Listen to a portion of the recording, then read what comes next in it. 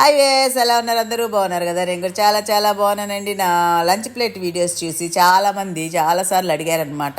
అదే మన పెరుగు కప్పు కూడా పెడతలా, అది చూసి మీ పెరుగు చాలా గట్టిగా ఉంది, గడ్డగా ఉంది, ప్యాకెట్ పాలు తోడు పెడతారా అండి? లేదండి, మేము ఇంటి దగ్గర గేదె పాలే తీసుకుంటామన్నమాట.